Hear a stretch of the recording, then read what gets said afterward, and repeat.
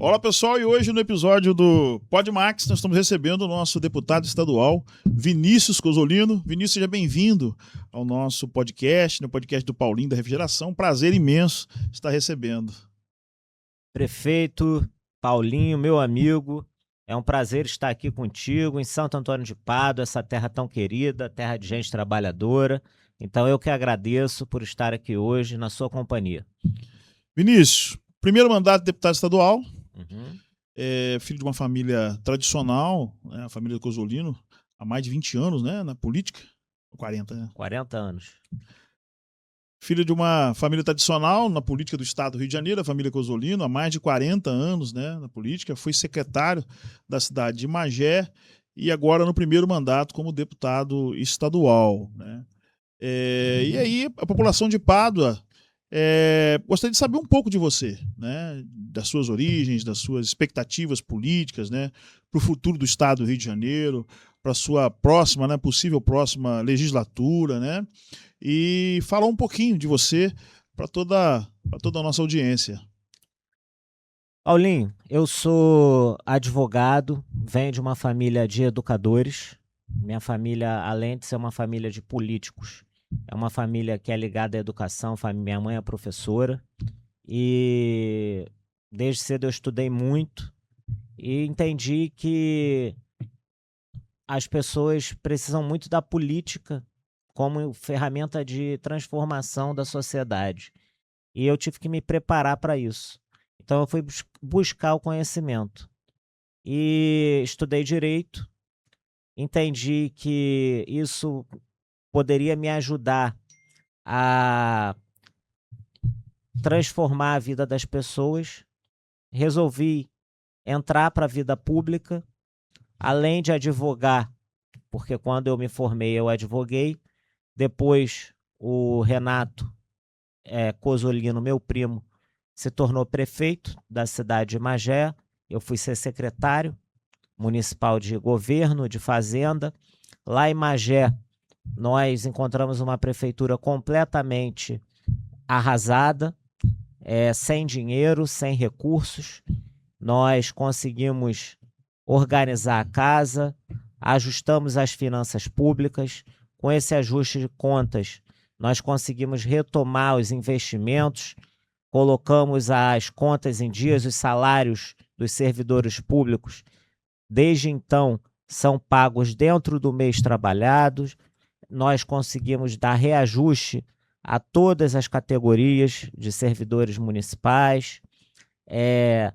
Colocamos a Previdência Pública em outro patamar, criamos o Instituto de Previdência Municipal, retomamos as grandes obras, a cidade ganhou um verdadeiro banho de loja.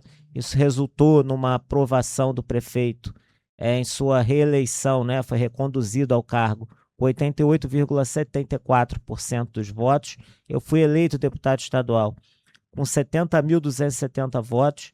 Então, tenho exercido desde então o mandato de deputado estadual com muita dedicação, muito grato a essa votação, à população do estado do Rio de Janeiro como um todo, não só as pessoas que votaram em mim, mas a toda a população do estado, toda a população fluminense.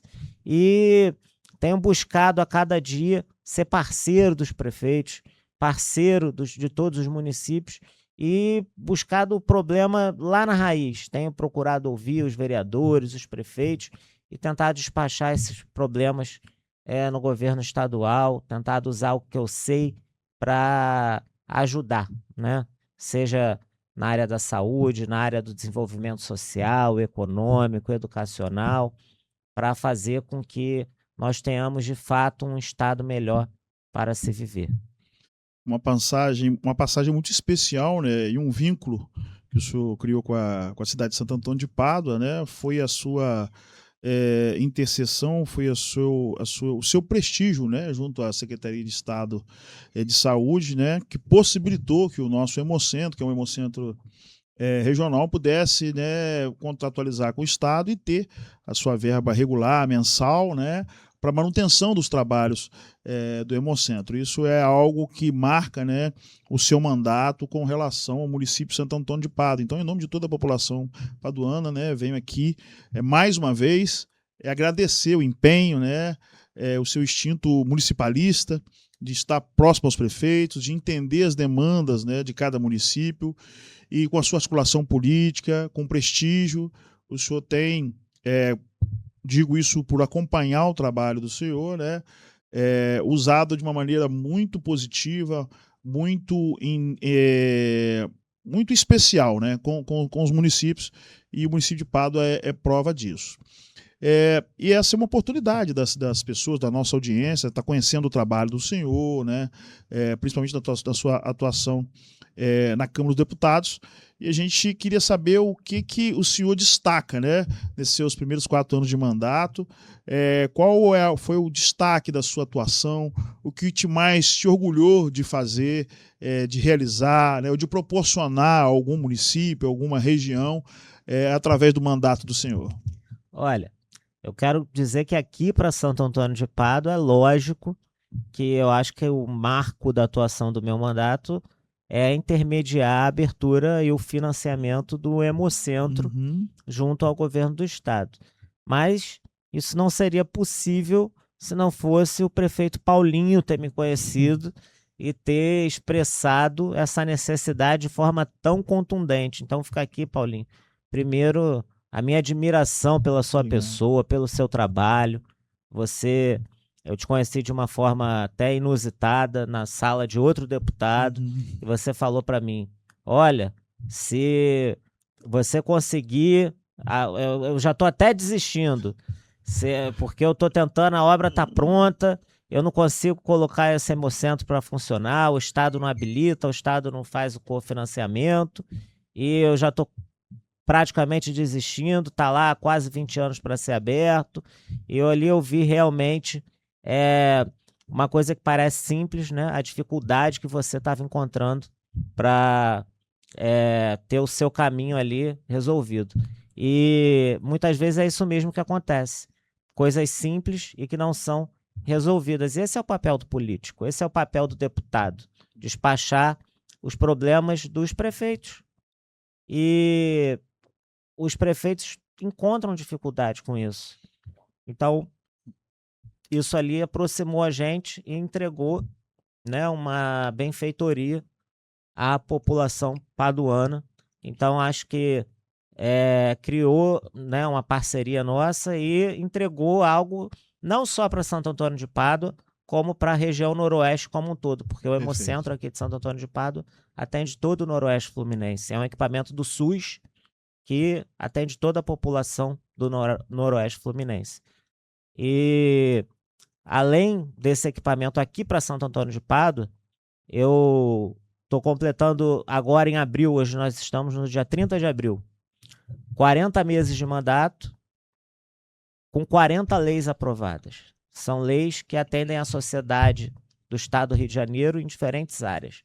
Turismo, educação, muitas leis voltadas para a educação, para a formação de jovens, contra a evasão escolar, de incentivo à educação técnica. Então, isso me enche muito de orgulho, porque nós sabemos o quanto é difícil para a juventude entrar no mercado de trabalho, nós sabemos o quanto a educação tem um potencial transformador.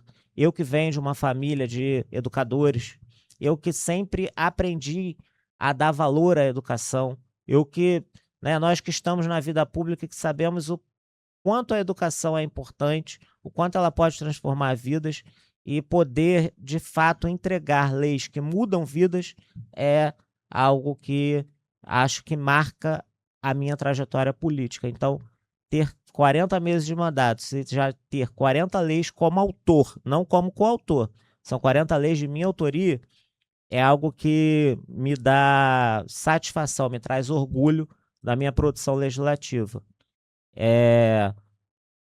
Com certeza, hoje, eu sou um dos deputados mais produtivos do Rio de Janeiro. Então, é algo que fica não só para Santo Antônio de Pádua, não só para Magé, que é o município meu de origem, não só para cada região, mas para o Estado como um todo. Essas leis que um deputado tem a obrigação de legislar, é um papel do deputado, mas, né, que fica de forma perene, vai ficar para todo o Estado.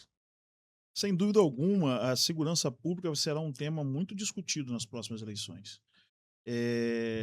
Num tripé entre saúde, educação e segurança, sobre a segurança, o que o senhor conseguiu observar através do seu mandato? Qual é a sua visão hoje, né, depois de 4 anos como deputado, né, sobre a questão da segurança pública do Estado do Rio de Janeiro? Como o senhor enxerga, né, o futuro, né, do Estado com relação à segurança pública? Prefeito, eu não posso deixar de parabenizar o 36º Batalhão de Polícia Militar. Eu tenho andado aqui em Santo Antônio de Pádua e o trabalho do batalhão aqui da região está de parabéns. Quero deixar aqui minhas felicitações à Coronel Carla, porque a segurança aqui é ostensiva. Pudera em todas as localidades, em todas as regiões do estado, a segurança ser tão boa como nós podemos ver que o trabalho é bem feito, como aqui em Santo Antônio de Pádua, as viaturas andando, as rondas sendo feitas, policiais com moto. Então, eu pude perceber até ontem à noite aqui na cidade que tem muito policiamento. Outra questão é a valorização dos profissionais de segurança pública. Muitos profissionais cobram a recomposição salarial, cobram a GRAM. Então, se nós queremos agentes de segurança que prestam um bom serviço à população, nós temos que valorizar esses seguranças para que eles não sejam corrompidos, para que eles sejam policiais que atendam à altura, para que trabalhem felizes, para que sejam policiais que entreguem à sociedade realmente o que a sociedade almeja deles. E também, outra questão muito importante é o efetivo. A própria Polícia Militar, a Polícia Civil, são instituições que precisam de aumento de efetivo. Eu acredito que não seja o problema aqui do Noroeste, mas na região metropolitana, em outras regiões do estado, nós temos um problema de efetivo muito grande, sobretudo na Polícia Militar, que compromete o trabalho, compromete os índices de segurança pública, e isso acaba refletindo, obviamente, em todo o restante do estado, né? Isso vai, é lógico, demandar também uma atenção do governo federal, porque o tráfico de drogas, de armas, isso não acontece sem uma atenção do governo federal. E eu não concordo em jogar essa conta para os municípios, porque a segurança pública é uma obrigação dos estados, porque tem a Polícia Militar para combater o crime organizado, e do governo federal em relação às fronteiras, à entrada, né, desses materiais no nosso país. E em relação também ao crime de forma internacional. Mas os municípios eles não têm condições, primeiro, de orçamento, segundo, de inteligência, de segurança integrada, de combater crime organizado. Os municípios não têm esse know-how. Então, os municípios não podem combater milícia, tráfico.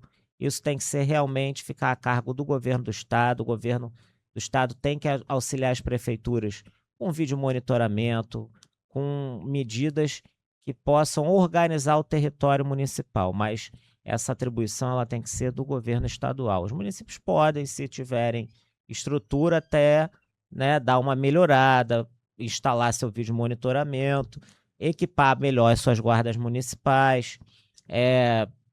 A gente está vendo aí que os municípios que têm estrutura, que podem dar um treinamento melhor, que têm condições financeiras, esses municípios sim podem armar as guardas municipais.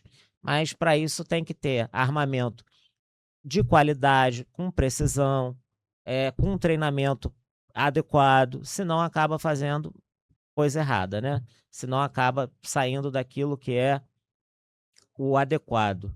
Então, eu acho que a segurança pública ela precisa, né? Orçamento tem no Estado, a gente precisa ajustar alguns ponteiros. O senhor foi secretário de Fazenda, né, do município de Magé, entende por isso, né, portanto, a questão financeira, né, de todo o planejamento que as instituições públicas precisam ter, os municípios, o Estado. O que o senhor pode falar da expectativa financeira do Estado do Rio de Janeiro, né, como deputado que vota o orçamento, né, que tem esse contato com as diversas pastas, né, e a gente fica sempre preocupado com a capacidade de investir do Estado. Nós estamos num Estado que está em recuperação fiscal. Essa semana eu pude estar com o governador em exercício discutindo a pauta dos royalties do petróleo. Existe um julgamento, né, de sustentação ou não de uma liminar emitida em 2012. O Congresso Nacional, a Câmara dos Deputados, os senadores votaram uma lei para poder fazer essa repartição, né, dos royalties do petróleo, que na Constituição ficaria com os estados produtores, e o Congresso aprovou uma lei para fazer essa redistribuição. Então, a gente sabe que isso seria um baque muito grande, se eu não me engano, são 8 bilhões por mês que o Estado perderia. Só o nosso município, se essa receita fosse redistribuída, né?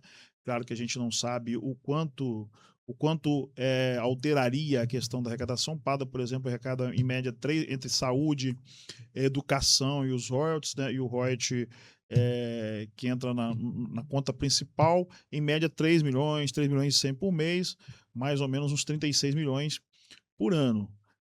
Então, nós não temos uma conta sobre o quanto seria essa alteração, né, se para baixo, com certeza para baixo, o quanto isso afetaria. Né? Então, isso causa uma certa instabilidade, tanto para os municípios quanto para o Estado. E se eu puder trazer para a gente, com o conhecimento que o senhor tem, sobre a questão de quanto anda as contas do Estado, qual que é a expectativa de investimento, e o quanto esse orçamento tem trabalhado, na opinião do senhor, o que poderia mudar, em que mais poderia ser investido, qual a sua opinião política, né, técnica, sobre essa questão?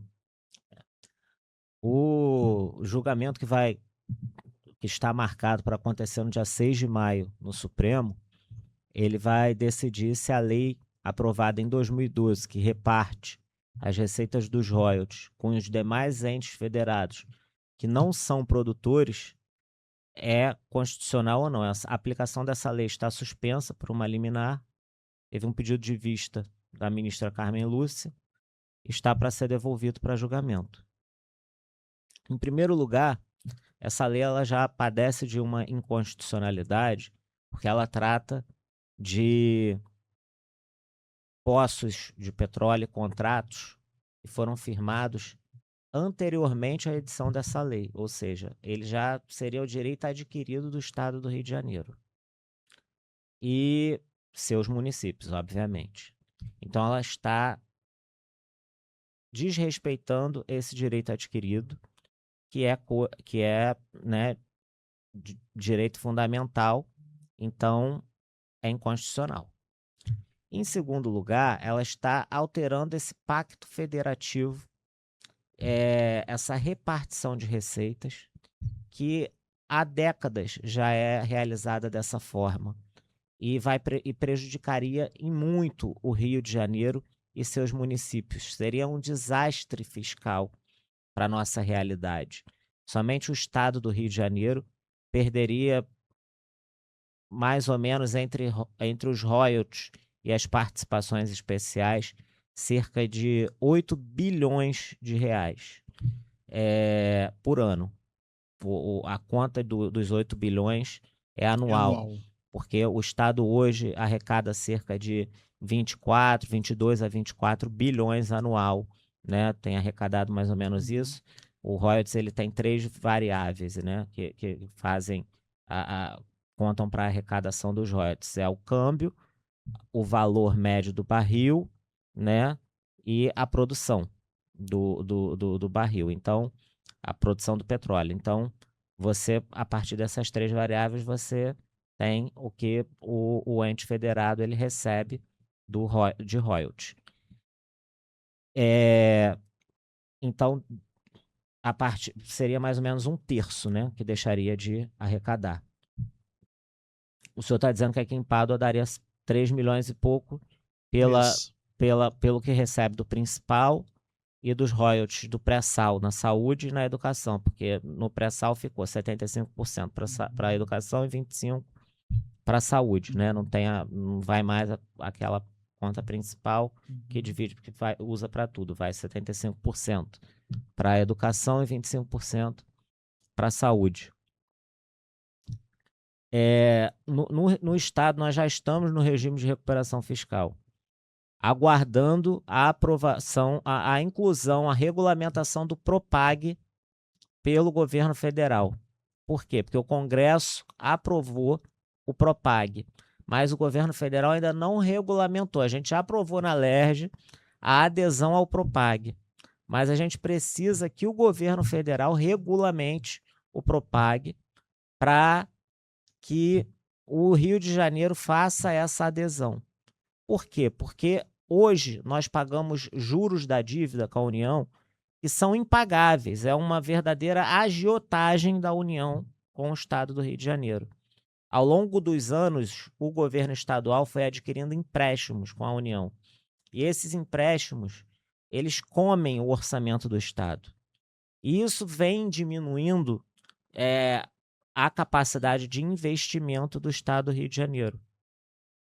É como se o Estado devesse ser um agiota e nunca conseguisse pagar a sua dívida. E esse agiota é o governo federal. E não só o Estado do Rio de Janeiro, como outros estados também que estão nesse regime de recuperação fiscal, como Minas Gerais, Rio Grande do Sul. E o governo federal parece que de fato entendeu isso e aprovou o chamado Propag. Mas ainda não regulamentou o Propag. Na verdade, eles vetaram algumas, né, o Propag, e o Congresso derrubou esse veto. Então, a gente precisa que eles regulamentem. O Rio de Janeiro já fez o seu papel todo, que foi aprovar aqui na LERJ, né, toda a lei que a gente deveria aprovar para fazer a entrada. E a gente precisa que agora o governo federal edite o decreto regulamentador para a gente fazer a adesão. Isso vai fazer com que nós paguemos juros menores e, de fato, consiga pagar a dívida, amortizar o principal e pagar a dívida, porque os juros vão diminuir. Qual é a expectativa disso? A expectativa disso é melhorar a condição de investimento do Estado, porque senão a gente vai ter sempre um déficit gigante, impagável, com uma expectativa de até não conseguir pagar o funcionalismo, vai estar sempre à beira da bancarrota. E com essa situação dos royalties, realmente perder isso é calamitoso, porque hoje nós temos no Estado do Rio de Janeiro uma lei que envia os royalties para a Previdência. A gente até votou na Assembleia para, no caso dos excedentes, né, isso ter sido desvinculado. Mas só no caso desses excedentes de alguns anos que foram a mais. E a gente não vê luz no fim do túnel se isso acontecer. A minha opinião é essa. E se o Supremo der alguma decisão sem modular efeito, e eu não acredito que isso aconteça no Supremo Tribunal Federal, porque seria uma catástrofe financeira para o Rio de Janeiro e seus municípios. E essas incertezas causam uma instabilidade, né? Atrapalham no planejamento, né? Do Estado, dos municípios, uma expectativa muito ruim, uma pressão psicológica, né? De você ficar com medo de investir, de avançar, de começar uma nova obra, enfim, fazer com que as prefeituras, o próprio Estado, né? Entendo dessa forma, caminhem, façam um planejamento onde não está sob o seu controle, né, o seu futuro. Eu acho um desrespeito muito grande essa não regulamentação pelo governo federal, que causa, né, toda essa instabilidade, né, essa incapacidade, né, digamos assim, temporária de não poder investir, de não poder planejar, de não poder sonhar, né, com o Estado, com os municípios melhores. Deputado, nós estamos num ano de eleição e a gente vive um pouco longe, né, do centro da política do Estado do Rio de Janeiro. E a gente gostaria de saber qual que é a sua expectativa política para o Estado, qual que é a sua visão, né, entre essa briga que está se estabelecendo, essa polarização a nível nacional e acaba trazendo também para o campo da política estadual, essa polarização entre direita, entre esquerda, né, entre Lula e Eduardo Bolsonaro, Eduardo não me chamou. Flávio.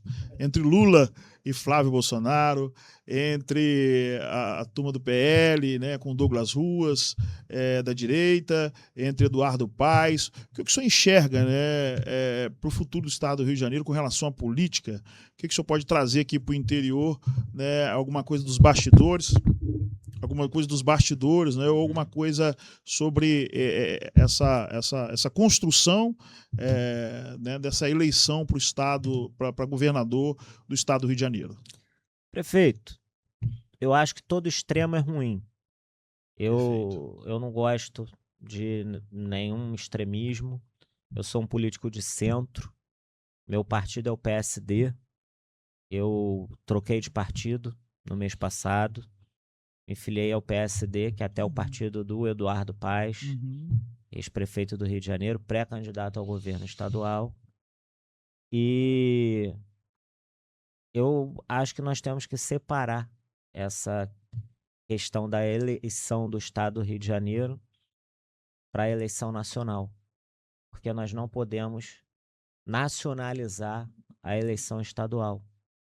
A eleição nacional, ela tem as suas pautas e a eleição estadual tem as suas pautas também. Porque se nós cometermos o erro de nacionalizar qualquer disputa, vou nacionalizar aqui a eleição em Santo Antônio de Pádua. Esse aqui é de direita, esse aqui é de esquerda. Não. Nós vamos comparar o que o Paulinho fez como prefeito, o que ele fez para a saúde, o que ele fez para a educação. Senão qualquer vigarista vai chegar aqui com um discursozinho meia boca e vai querer ganhar voto fácil. Eu não concordo com isso. Né? Não estou aqui falando que isso vai acontecer na eleição estadual. Respeito muito os nomes que estão sendo colocados. Tem até candidato que é colega meu na Assembleia, aliás, pré-candidato, que eu respeito a trajetória política, eu, né, respeito como pessoa, mas que não está alinhado comigo. E com quem eu não vou caminhar junto. Mas eu acho que nessa eleição de 2026, nós temos uma eleição que mostra que o Estado do Rio não pode continuar errando. E mostra que o Estado do Rio de Janeiro precisa de pessoas experientes, precisa de pessoas com experiência política, pessoas com experiência administrativa, pessoas que tragam para o nosso Estado a capacidade de gestão, a capacidade de investimento. O Rio de Janeiro ele precisa avançar, ele não pode continuar na mesmice. Então eu acho que nós não podemos repetir essa polarização nacional, que aliás é muito ruim para o nosso país, emburrece, no meu ponto de vista, o debate. Eu acho que os dois lados podem dizer verdades, mas eu entendo que as coisas precisam ser mais aprofundadas e o meu partido é o Rio de Janeiro. O meu partido é o Estado do Rio de Janeiro. Nem direita, nem esquerda, nem em cima, nem embaixo. Que bom. Hoje nós estamos vivendo uma situação muito atípica na política do Estado do Rio de Janeiro. Hoje o Estado é dirigido pelo presidente do Tribunal de Justiça do Estado do Rio de Janeiro, né, o senhor Ricardo Couto. Todas as linhas sucessórias, né, levaram a isso, com a cassação, com a renúncia, aliás, do governador Cláudio Castro, né, com a renúncia do vice, que foi para o Tribunal de Contas, com a cassação do mandato do deputado estadual, né, ex-presidente da Alerj, Rodrigo Bacelar. O senhor, como advogado, né, jurista, qual a sua visão, qual é o entendimento, né, que o senhor traz político e jurídico dessa questão? Nós estamos aí no embate onde o Supremo Tribunal Federal vai decidir entre eleições diretas, indiretas, e na reunião com o governador essa semana a gente trabalhou com várias expectativas, né, de um curto prazo, do presidente do tribunal como governador e até com a possibilidade dele terminar o mandato, né, dependendo da boa vontade em decidir do Supremo Tribunal Federal. Como eu já repito aqui, como jurista, como deputado estadual, como defensor da Constituição do Estado do Rio de Janeiro, por dever, né, e acredito por boa vontade, né, como o senhor enxerga esse atual momento, né, político, administrativo do Estado do Rio de Janeiro? Sem sombra de dúvidas, é um momento delicado. Houve a dupla vacância do cargo de governador de forma inédita, depois da Constituição da República e da Constituição do Estado terem sido promulgadas, e por um fato completamente pontual, inusitado, que foi a renúncia do vice-governador, depois precedida por um afastamento questionável do governador, que renunciou na véspera de um julgamento eleitoral no TSE. Isso não é simples, né, de ser martelado. O Supremo está se debruçando sobre isso, mas eu sou a favor de que haja uma eleição direta. Eu acho que o povo tem o direito de escolher o seu governante. Acho que, neste momento, a população não quer uma eleição indireta na Assembleia Legislativa, não é isso que o povo do Estado do Rio de Janeiro anseia, principalmente com tantos questionamentos sobre a condução do governo estadual pela antiga gestão. Então, isso não cairia bem na opinião pública. Acho até que o governo do desembargador Ricardo Couto, o governo interino, tem entregado à população medidas que estão sendo bem aceitas, e isso, não estou dizendo que é o governador que tem que ficar, mas eu sou a favor de eleições diretas para o cargo de governador, não de eleições indiretas, e acho que o povo tem o direito de escolher o governador que vai lhe governar. Caminhando para o final desse nosso bate-papo, eu gostaria de ouvir as suas considerações finais sobre um resumo, né, de tudo aquilo que você acha importante da política ou da sua trajetória, para a gente se despedir. Perfeito. Eu acho que quem trabalha pelo povo, quem está aí de mãos dadas com as lideranças políticas locais, antes desse período pré-eleitoral, antes do período que vai vir eleitoral, é quem realmente tem compromisso com a população. Então eu me sinto muito à vontade para estar aqui contigo, para continuar estando, seja quando for, e me sinto, como eu já venho dizendo, um despachante da população de Santo Antônio de Pádua no governo estadual. Eu tenho satisfação de fazer esse trabalho que eu faço, seja o trabalho legislativo, seja de trazer recursos, emendas aqui para o município. Hoje eu trouxe aqui para também anunciar a ambulância, né, que nós enviamos para cá, R$277 mil de uma ambulância para o reforço orçamentário, né? São aqui.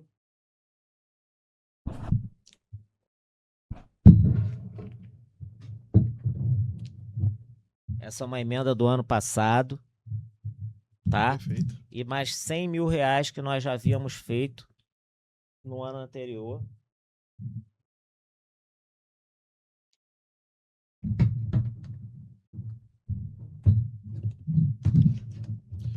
Então, 2025, 26, R$377 mil Isso, de destinação, né, das emendas parlamentares é isso. do deputado Vinícius Coselino, no município de Santo Antônio de Padua. Algo que começou a funcionar como funciona com os deputados federais, né? Nós na verdade temos 3.100.000 de emendas, Cada deputado. cada deputado. Então não se compara com o que tem o deputado federal. Mas já é o início, né? Já é o início do orçamento impositivo. Perfeito. O deputado federal tem 40 e tantos milhões. Uhum. Na verdade, está se discutindo na LERJ o aumento disso. Uhum. Para quadruplicar. Mas hoje a nossa realidade é 3.100.000. Uhum. É muito pouco. Mas que é um pontapé inicial. Mas é um pontapé inicial.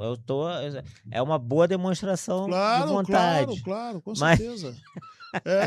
É o que eu sempre falo, né? Nas minhas entrevistas, nas nossas buscas nas nossas buscas por recursos novos que a gente fala, né, para os municípios. É importante essa participação, essa visão do deputado estadual agora com as emendas estaduais, com o deputado federal. É uma maneira de ajudar as suas bases, é uma maneira de imprimir, né, uma nova política dos municípios.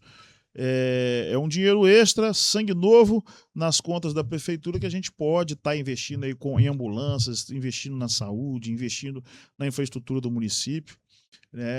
Isso ajuda muito, fortalece muito os municípios e, claro, essa relação dos nobres deputados com as bases eleitorais, né, com os eleitores, né? Vocês podem fazer investimento onde o eleitor está, né? Ouvir a população e usar esse orçamento para que os anseios, né, da população sejam atendidos. Vinícius, te agradecer pela sua presença aqui no PodMax, né, dizer da nossa satisfação, né, da gratidão pela sua disponibilidade. Um abraço afetuoso para toda a sua família, né, do povo de Santo Antônio de Padua e desse amigo aqui. Eu que agradeço, prefeito. Muito obrigado.